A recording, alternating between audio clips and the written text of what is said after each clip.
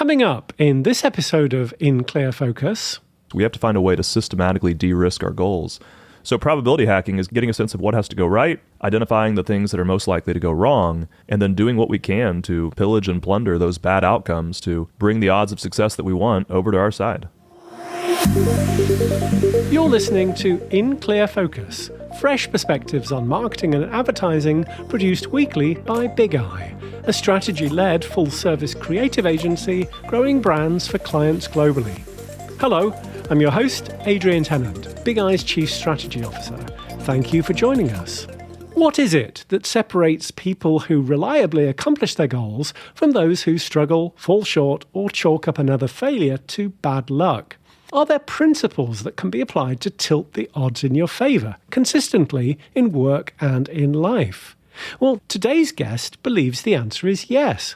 He's developed a practical, evidence-based framework that helps people increase their chances of achieving big, meaningful goals, even when the odds seem stacked against them.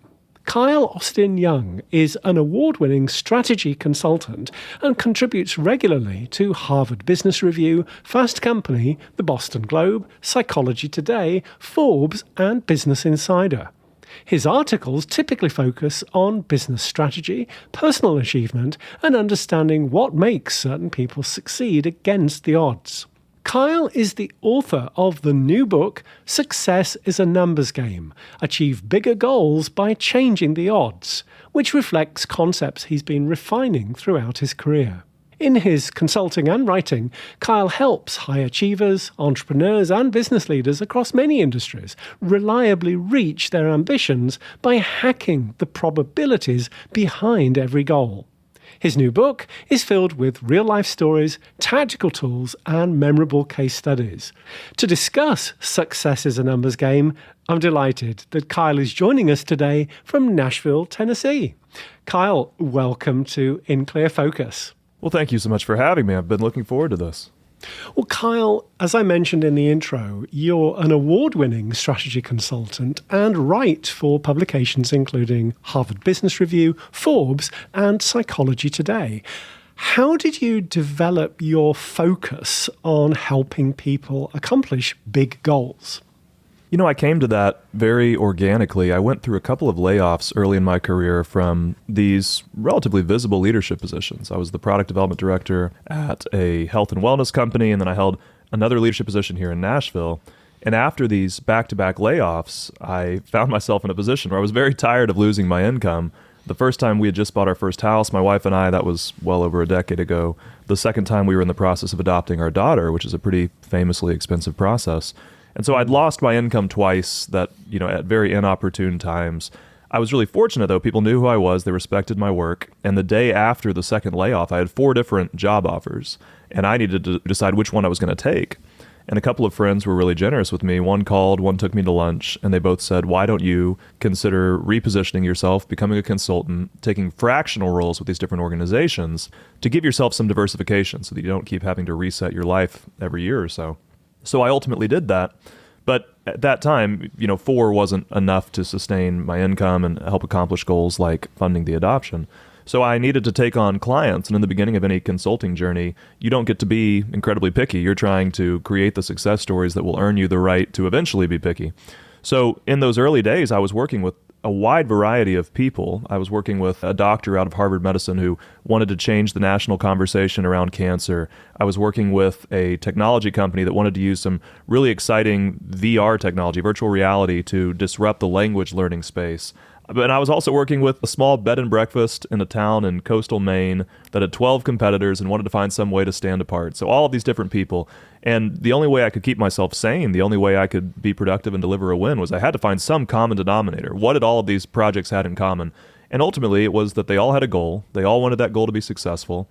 And if I could participate in helping them optimize their odds of success, get the outcomes they want, try to take as many bad outcomes as I could off of the table, then they were going to be thrilled to work with me. And so that became the focus. And once that focus began to materialize, it gave way to a framework that I've had the opportunity to refine over time. I got to share bits and pieces of it in the publications you mentioned, a little bit here in Harvard Business Review, a little bit there in Forbes, Psychology Today, things like that. And the book was an opportunity to share something more comprehensive. Well, let's talk about your new book, Success is a Numbers Game. What actually inspired you to write it? I'm at a place in my career now where I've had the opportunity to work with a lot of really neat people, and I'm incredibly thankful for that. I've learned a lot from them along the way. But one of the challenging things is I still routinely have to say no to people when it's not a fit or when I don't feel like they're necessarily ready for the level of work that I do. And it's always really, I guess, validating for me to not be a dead end in someone's life. I like to at least send them somewhere and say, what about this? Read this article and this will take you the next step. Sometimes people will text me a question and I'll say, oh, great question. I have an article on Fast Company where I've answered that. Read this and it's going to give you exactly what you need. It's the same thing I would say if we were going to hop on the phone since I wrote the article.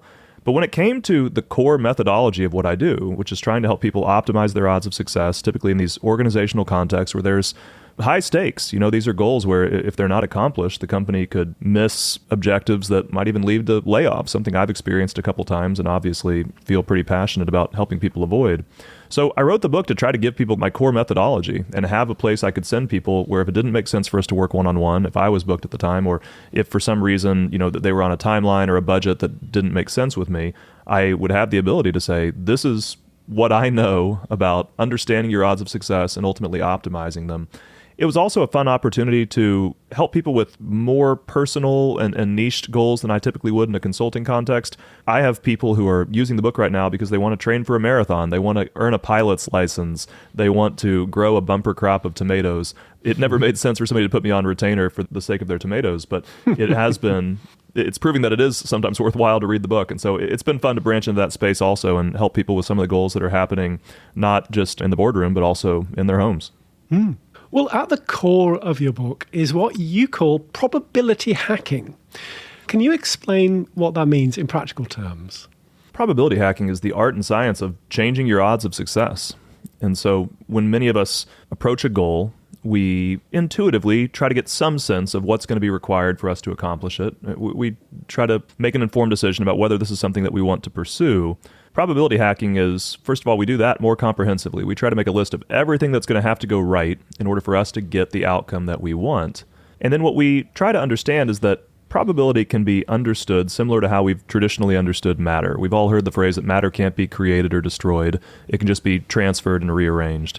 And that's how your odds of success work. The odds that you want can't just be conjured into existence. They are hiding in your potential bad outcomes. For everything that you want to happen, there's a chance that it will happen. And then there are some potential bad outcomes. There's a chance that those things will happen instead. And all of those exist in the same system. And if we want to make our odds of success better, we have to find a way to make our odds of these potential bad outcomes worse. We have to find a way to systematically de-risk our goals.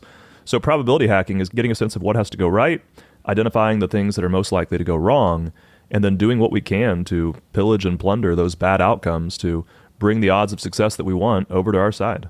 In the book, you introduce the success diagram. Kyle, what is it and how does it help people understand their odds? A success diagram is a visual representation of what I just described. It's a list of everything that has to go right in order to accomplish your goals. And there are examples, certainly in the book. You can probably already find some online. So I apologize. I know this format is a little bit harder for such a visual thing as a diagram. But basically, you list left to right, here are the steps that I'm going to have to accomplish in order to ultimately achieve this goal. And so an example that I give is, let's say that you're training to run a marathon and you hire a running coach and she says, you've only got a certain amount of time to prepare. I think I can get you there, but I need you to do 3 things for me. I need you to eat, sleep, and train the way that I tell you to for the duration of this period until it's time to run the marathon. And if you do all 3 of those things, you're going to be ready to go. I've never had a client fail if they've actually followed this training regimen. But if you cheat on one of those, if you don't eat the way I tell you to, if you don't sleep the way I tell you to, if you don't train the way I tell you to, you're not going to be ready on race day. I can't get you ready on that amount of time. So if we were going to create a diagram of that, there's 3 things that have to go right. We have to eat according to her plan, sleep according to her plan, and train according to her plan. There would be 3 of what I call critical points on the diagram. And for each one of those, there's things that could go wrong. There's things that could ultimately happen instead of what we want. When it comes to the issue of training, what if it's raining on a day when we need to go for a run? What if we encounter an injury? What if we lose motivation after a few weeks of trying to keep up with this training regimen? Those are all potential bad outcomes. So beneath each of those critical points, we'll write the things that could go wrong instead. And we have an opportunity, if we want to use some numbers to try to understand how likely we are to accomplish this goal. And all that we have to do is estimate what do we think the odds are for each of these critical points to happen, each of these prerequisites to success. So in our case, for the purpose of an example, I'll just use very simple made-up numbers. Let's say that upon looking, we think that there's a 70% chance that we'll eat the way we're supposed to, a 70% chance we'll sleep the way we're supposed to, and a 70% chance we'll train the way we're supposed to. That's an easy thing to process even when we don't have the visual in front of us. Well, here's what's really powerful. Most humans do a lot of what I just said intuitively. They don't do it comprehensively enough, but they try to get a sense of what's going to be required to accomplish a goal, and they try to think a little bit about what could potentially go wrong. At this point, they fall into a trap called averaging. And if we consider that diagram in our head where there's 3 things that have to go right and a 70% chance for each of them, many people would tell you that they have a 70% chance of being ready on race day, or at least tell you that they feel pretty good about their overall odds of success. They feel good about each of the individual prerequisites, and so they've averaged it in their mind to feel good about their overall chances. That is not mathematically sound. In reality, if these are true prerequisites to success, we have to multiply those 3 numbers together, 0.7 times 0.7 times 0.7. And if we do, we find that we actually only have a 34% chance of being ready on race day. We don't expect to be successful at this goal. And think about the fact that this is a goal where only 3 things need to go right, and individually, every one of those things is expected to happen, but it's unlikely that we're going to get all 3. There's still enough uncertainty and enough risk that we can't confidently say that we think we're going to pursue this goal. And so when we hear statistics like 9 out of 10 businesses fail, or we watch what a large majority of mergers and acquisitions fail to create lasting value, why is that happening? Well, think about how many things have to go right for that to be a success. So a success diagram is intended to give you a picture of how likely you are to accomplish a goal that you want. And then probability hacking is finding ways to take the risk out of those bad outcomes to improve your odds so that you can hopefully change your outcome. Well, you also emphasize the importance of understanding potentially bad outcomes, or PBOs. How does identifying these shift someone's odds for success? Absolutely. Let me tell you about the time that I applied to become a department manager at a growing health organization, which doesn't sound crazy until you hear the part where I had just graduated college, I had no experience, I was 21 years old, and I was going to be managing people in their 50s, 60s, 70s. Some of these people were older than my grandparents, had PhDs, master's degrees. I'm this fresh out of college with a bachelor's degree kid who was looking at the entry-level positions that were offered to him, and I just wasn't very inspired by them.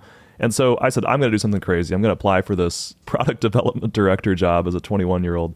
And I submitted the application and I got an interview. Wow. And I knew that even with the interview, my odds weren't good, but I said, I'm going to do everything I can to try to make this happen. And so this was, well over a decade ago. But when I was preparing for that interview, even then, I had a bit of an understanding that the potential bad outcomes were the things that could keep me from getting what I wanted, which was to get an amazing job first out of college and put myself in a position for an accelerated career. So I tried to identify what those bad outcomes were, and there were 3 that were really evident to me. One was they chose to not hire me because of how young I looked. They were going to take a look at me and say, I don't think he can manage this team. So a very easy response. Probability hacking, it's very creative, it's very interactive, it's very enjoyable, at least for me. I had to ask the question, is there a way for me to look older ethically? I didn't want to put on a mask and makeup every day when I went into work, walk with like a cane or anything like that, but I thought, is there a way for me to look older? I grew a beard, and I still have the beard today, but that beard put 10 years on. I went from looking like I was 15 to looking like I was 25, and that was an improvement for a 21-year-old. So showing up with a beard helped. It took a little bit of the pressure off for me to sound older, act older, because I looked a little bit older. That was a good thing. Another potential bad outcome that I perceived was they might choose to not hire me because of my lack of experience. And I needed to find a way to help respond to that. Now, in that scenario, I couldn't give myself years of experience in preparation for this interview. What could I do? Well, I could try to be really intentional about how the conversation went. So I actually typed up really a book, and it was my plan for growing and improving this department, making it more efficient. I had it spiral bound. I took it with me.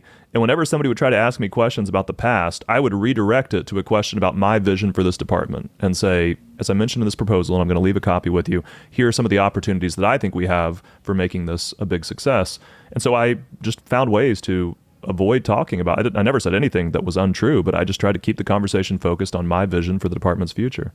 The third and final bad outcome that I perceived was I might have a hard time fitting in with this team because there was such a generational gap. Maybe it would be difficult just to collaborate with them, communicate with them, and they might not hire me for that reason. So I used a strategy that I'm still using today. I asked a team member, have you, as a department, read any books lately? and they told me 3 titles. I went out and read all of them.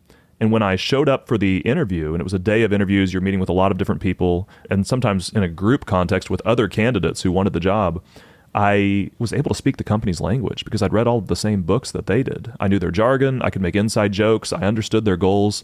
This was a long time ago, but I remember one of the books was called The Wuffy Factor. And Wuffy was a term meant to explain the idea of social capital, trust that people might have in a brand. And I remember sitting in a group interview when I said, I think if we did that, we're going to get a lot of Wuffy out of that. And I remember the eyes of the other candidates just bulging out of their head, wondering, what on earth did he just say? But the existing team was all laughing and nodding along in agreement. So when I ultimately got the job, a crazy thing for a 21-year-old, when they offered me the job, I asked somebody, what was it that made you hire me over these people with so much more experience? And they said, it felt like you'd been here the whole time. It felt like you were part of the team. So with potential bad outcomes, your goal is to make them as unlikely as possible. And in doing so, increase the odds of getting the outcome that you want. And if you can do that successfully enough, then you can, over the course of a single goal, change your outcome. Over the course of many goals, you can change your life. Let's take a short break. We'll be right back after this message. Social media moves fast, but the principles of effective marketing don't change. Hello, I'm John Steven Stansel, author of the 10 Principles of Effective Social Media Marketing, Strategies to Guarantee Impact, published by Kogan Page. Whether you're a social media professional, an agency leader, or a marketer working with social teams, my book gives you the timeless strategies you need to create content that connects, no matter what platforms rise or fall. Inside, you'll find real-world examples from brands like HBO, Xbox, and Beyond Meat, plus practical exercises you can apply immediately. These aren't trendy tactics that will be outdated next month. They're fundamental principles that will work on whatever platform comes next. In Clear Focus listeners can save 25% on the 10 Principles of Effective Social Media Marketing by ordering directly from Kogan Page and using the promo code BIGI25 at checkout. Shipping is complimentary for customers in the US and the UK. Learn the principles that guarantee impact and give yourself the confidence to create social media that delivers results. Thank you. Welcome back. I'm talking with strategy consultant Kyle Austin Young, author of Success is a Numbers Game, Achieve Bigger Goals by Changing the Odds. Kyle, let's talk about some real-world applications. You have a case study in the book about Bic releasing a line of pens called Pens For Her. What happened there? This is a fun story. In 2012, Bic, a French manufacturer, released a product that now lives in a little bit of infamy. It was a line of writing pens that were marketed to be designed specifically for women. And if you're wondering how a pen could be made specifically for women, you're not the only person wondering that. Ellen DeGeneres, who was a talk show host at the time, in one of her monologues said, "Can you believe this? We've been using man pens all these years." But it was marketed as having a thinner barrel to fit a woman's hand. And apparently the company thought that women were struggling to use these pens effectively. And so they stepped in to help with a new design. And the Amazon reviews are a lot of fun. You can still find them. And people had a good time with it. All very good-natured, but joking about, oh, thank goodness, finally a pen I can hold. And it's been fun to see some of that sarcasm. So the venture was quickly discontinued. What I think that there is an opportunity to learn from there is, again, this is a real-world case study where a potential bad outcome came to life. And I think that potential bad outcome was identifiable, and I think it was avoidable. Since 2018, there's a venture capitalist database called CB Insights that has sought to understand what causes new businesses to fail. And so they've reviewed these postmortems of failed startups. And as the number of postmortems has changed, I talked about this once in a Harvard Business Review article, the numbers have moved a little bit since then. So you might find numbers that aren't the exact numbers I'm going to say right now. I just want to tell you that if you end up reading more about it. But they tend to stay pretty consistent. It's just little fluctuations depending on how many new case studies have been reviewed. But they found some potential bad outcomes that have led to business failures. A few of them, 10% said that poor timing was the biggest saboteur for them. They just released at the wrong time. I've certainly experienced that. I tell a story in the book of a friend and client who released her book, a book about forensic pathology that was poised to become one of the biggest books in the world. She released it on September 11th, 2001, which in the United States was a very tragic day where the entire news cycle was by the terrorist attack on the World Trade Center. Not a good day to release a book. Another 18% of these failed companies in their postmortem cited legal challenges. So maybe there was a patent dispute or something got in the way where they were not able to succeed because of a legal challenge. 20% said they got outcompeted, so they were in a space that was maybe a little bit too competitive. But what was interesting is there was a bad outcome that was more common than all of these. In the postmortem studied, 35% cited what the researchers called, quote, no market need. In other words, nobody wanted the product or service that was being sold. That was one of the most common reasons a business failed in these postmortems. So when we think about Bic For Her, when we think about this new line of pens for women, it clearly turns out that people didn't really want that. And I think it's pretty fair to assume that that is what led to the downfall of this initiative that had a lot of money behind it, that put a lot of time into it. And so for organizations, it's important, again, to be identifying what are the potential bad outcomes. And sometimes research has given us some ideas that we can start with, like recognizing that legal challenges, poor timing, competition could be some of them, and seeing that the biggest one in this case was a lack of market need. The reason that I highlight that in the book is I think that's a very avoidable problem. I think that that's something they could have identified earlier, and I think that one way to do that would be keyword research. I talk about that a little bit in the book. I think that there was an opportunity to perceive the risk in this goal a little bit sooner than they did. Well, as you mentioned, using keyword research to pre-validate consumer demand is an option. Could you walk us through how that works for product development? Absolutely. Keyword research is an exciting way to peek into sort of the collective consciousness of consumers and try to figure out, what do they really think? What do they really want? They might tell you in a survey, they might not. But when they're on their own, going to Google, trying to find a solution to a problem, what are they telling Google? So I went ahead and did some research on how people were looking for pens in the context of writing. And I found that just the word pens received around 160,000 searches a month globally. So about 160,000. Calligraphy pens, 28,000. Gel pens, 28,000. Custom pens, personalized pens, a little over 25,000. Fountain pens, 20,000. So we're getting a sense. Erasable pens, 19,000. I think that's an interesting product idea. I didn't know that there was such a thing as an erasable pen. So this is something that you can learn, is sometimes people go to the internet looking for products that don't really exist yet, or maybe don't exist in your product suite, and you realize, wow, 19,000 people a month are trying to buy erasable pens, and we make pens, but we don't have one of those. Probably worth trying to understand whether we could, in a cost-effective way, release an option like that. So when we see these numbers, 160,000 for pens, even 19,000 for erasable pens, I then went and searched how many people are looking for pens for women every month.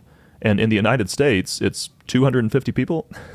And more than likely, this is me being speculative, but I would guess that they're probably looking more for design than the marketing angle of thinner barrel to fit a woman's hand. They're probably more just looking for pens that, have a nice aesthetic. That would be my guess. I could be incorrect. But it shows that this was, in my opinion, a pretty perceivable and avoidable risk. If only 250 people a month are looking for pens for women, it is possible to introduce a product that's so revolutionary that people didn't know they wanted it. I think to some extent that's what maybe happened with tablets. Nobody really knew they wanted an iPad, and then they saw an iPad and they said, well, maybe I want an iPad. So I think that's possible.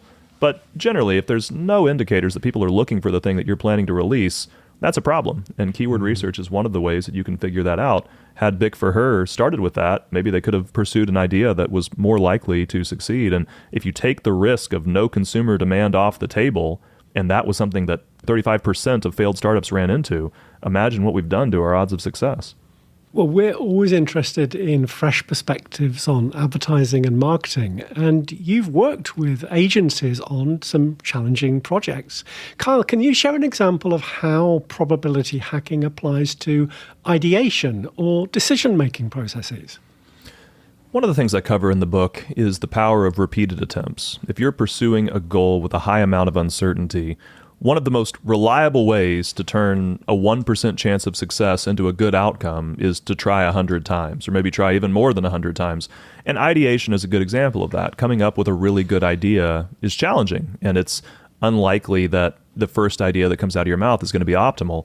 Thomas Edison is credited with this quote of having supposedly said, to have a good idea, have a lot of them. And he is somebody who lived that out in his work as an inventor, when he was in a race to invent the first practical incandescent lamp. A lot of people think he invented the light bulb. Well, not quite. Incandescent lamp. And even then, there were other people trying to do that. What allowed him to win the race for these really coveted patents was everybody was struggling to find a filament that would get hot enough to incandesce and glow without catching on fire or burning out so quickly that it wasn't worth the hassle. So what he did is he actually experimented with 6,000 different plant materials. And he found that this really unlikely candidate, at least in my opinion, carbonized bamboo. I don't know about you, Adrian. I probably wouldn't have started with carbonized bamboo. Probably not. I didn't know there was such a thing as carbonized bamboo. But that was something that was really successful. It incandesced, if I remember right, for over 1,200 hours when electrified. And it was a really viable option that helped him get patents that gave him a really strong competitive advantage. So there's certainly a probability component to ideation. Are we willing to have a lot of ideas? And you mentioned agencies. I give a case study in the book of my friends at Whiteboard in Chattanooga, Tennessee. This is a marketing agency that I've consulted with. I have a tremendous amount of respect for them. And they were hired at one point to design a new website for a popular summer camp. And as the project neared completion, it was good enough. It was ready to turn in, but they felt like something was missing. And they decided that rather than turn in something good enough, they were going to try to turn in something that was just truly excellent. And so they went back to the drawing board and generated more and more ideas. And ultimately, one of the team members had this idea for what they called a color waterfall. It was this really incredible design, but it had this cascading color that just drew your eyes in. It was really beautiful. And when they turned it in, not only did the client loved it, they ended up winning a pretty respected industry award for this website. And that came through these additional ideas that they chose to have. So how does it impact ideation and decision making? At the ideation component, it means you need to have a lot of ideas. I'll quickly say how it impacts decision making, which is people talk about decision paralysis. If I have too many ideas, I'm not going to be able to make a good decision. I don't worry as much about decision paralysis because if you have a clear outcome that you're aiming for, a clear litmus test, then it's not really something that I find overwhelming. Think about Thomas Edison, 6,000 plant materials. 6,000 options would be a lot to think through. But when all you're doing is turning on a timer and seeing which one glows the longest, I don't think it's overwhelming to have 6,000. It's a lot of work, but it's not something that forces you to do a tremendous amount of mental processing. You're just seeing which one works the best. In the context of our goals, I think that a success diagram can be sort of like that timer that Thomas Edison was maybe using. When we have a picture of what has to go right in order for us to accomplish our goals, and we know what could go wrong, we have the ability to evaluate the different options we're considering in that context. If I hire candidate A instead of candidate B, how is that going to impact the things that have to go right? How is that going to impact the things that could go wrong? Am I making bad outcomes more likely or less likely? Am I taking any off the table? Am I introducing new bad outcomes by bringing this person into the equation? When we have that visualized future on a piece of paper in front of us, I find that it can help us make smarter decisions. Kyle, what's the biggest or most common mistake you see people make when pursuing ambitious goals? Well, I think a lot of people never stop to even consider their odds of success. They ask themselves the question, as they consider the different goals they might pursue, the different initiatives organizationally, is this something that aligns with our overall objectives? Is this something we're passionate about? Is this something that might bring other goals within reach? And all of those are great questions. I respect all of those questions. But if we aren't stopping to get a real sense of how likely we are to actually accomplish the thing that we're pursuing, then it doesn't really matter how much alignment there is. If we're just basically choosing which failure to pursue, there's just not too much wisdom in that. I think that we have to make a seat at the table for understanding that every goal that we're pursuing has two hidden numbers attached to it. There's our odds of success, there's our odds of failure, and if we're willing to create a success diagram and try to get a real picture of what it's going to take to accomplish a goal, then we can put ourselves in a position to make more intelligent decisions. I want to piggyback off that very quickly by saying I think the second thing that people fail to do is they fail to recognize that commitment and desire are not antidotes to uncertainty. We have this belief that if we're really committed to accomplishing something, that somehow changes our odds. There are certainly resilience as part of success. We know that repeated attempts can change our odds, and that takes an amount of resilience. So I understand that.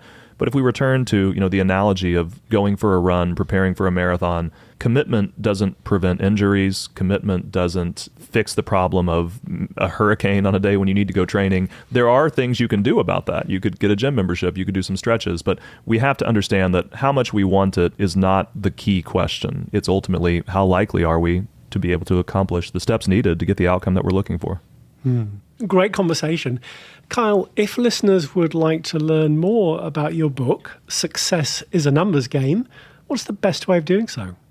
You can grab a copy on Amazon, Barnes & Noble, directly on the Penguin Random House website. You're also welcome to visit my website, kyleaustinyoung.com. But if you want to connect with me more personally, then find me on LinkedIn, send me a message if you have any questions about this. I've really enjoyed getting to know people as a result of these interviews. Kyle, thank you very much for being our guest this week on In Clear Focus. Thank you for having me. Thanks again to my guest this week, Kyle Austin Young, author of Success is a Numbers Game. As always, you'll find a complete transcript of our conversation with timestamps and links to the resources we discussed on the In Clear Focus page at bigeyeagency.com. Just select Insights from the menu. Thank you for listening to In Clear Focus, produced by Big Eye. I've been your host, Adrian Tennant. Until next week, goodbye.